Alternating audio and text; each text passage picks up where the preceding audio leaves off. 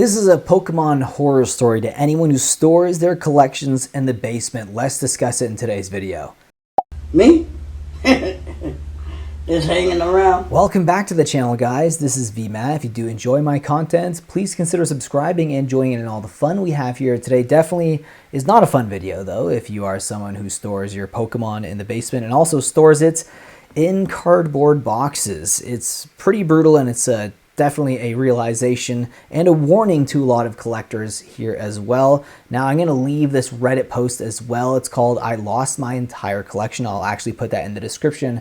I'm not going to read everything that he wrote here, but I will go through the pictures and kind of summarize. Basically, this individual moved back into their grandma's house and they were saving money, and because of that, they didn't actually have a stable place to put their collection, so they're storing it in their grandmother's house, and unfortunately a pipe burst in the basement, and then it caused massive flooding. They couldn't actually get the cards out in time, and because of that, they have a bunch of cardboard boxes that are water damaged and loose, and a lot of these packs, and unfortunately a lot of the binders were water damaged as well. And there's some really good cards in that binder and those binders specifically, but not just that, a lot of sealed packs that he might have to open up, which could be a silver lining. I'm sure you're not going to get, the pulls that justify the sealed product, obviously, but if you're a collector or investor, this is definitely a warning to you that if you are using cardboard boxes, you may want to reconsider. Even if they're just moving boxes and supposed to be temporary, it's always good to get really kind of thick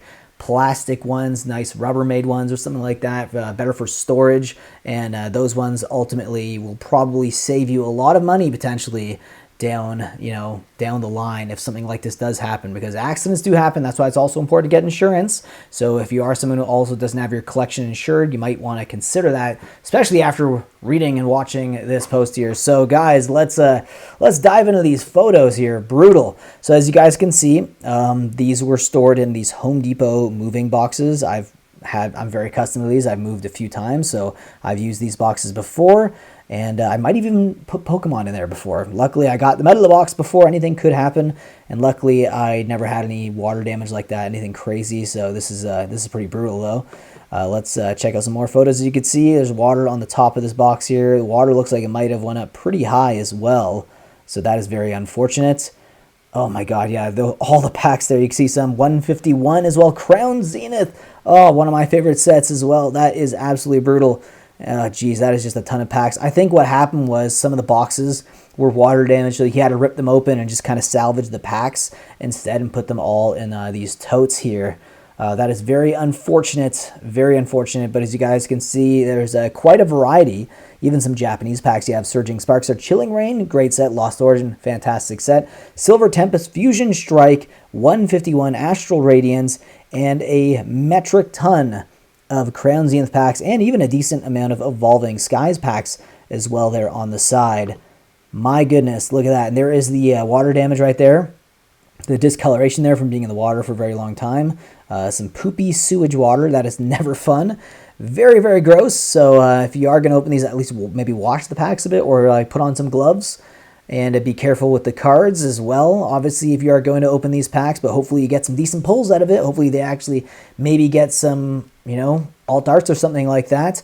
Even a Charizard box was in there as well. Yikes! That UPC has been climbing in price right now as well. Though the market has been softening, it's still pretty expensive. I remember seeing these boxes for like $110 Canadian here in Canada. I can't believe that price. Now they're just, you can't even imagine seeing something like that, especially a UPC. And this is the crazy picture that really made me want to talk about this. As you guys can see, that is a Moonbryon, okay, from the Sword and Shield era, the alt art from the Sword and Shield era, possibly the modern Charizard, people call it, right? It is utterly beautiful card, but unfortunately that probably has some water damage there. It's possible that some of these, if they were stored correctly, maybe in like a top loader with a team bag sealed up as well. Maybe if this binder is also zipped up, you could maybe if you're lucky, get away from some of that. But I'm sure some of these also have some damage. A Leafeon V-Star from Crown Zenith as well. That is very, very unfortunate, I will say. Oh, geez, and another binder right there as well with some more Sword and Shield bangers. That is very, very sad to see. And this person got back into the hobby as well in 2019, like a lot of people got back into the hobby just after Pokemon Go, and this is around Sun and Moon, right before the pandemic, right before Sword and Shield as well.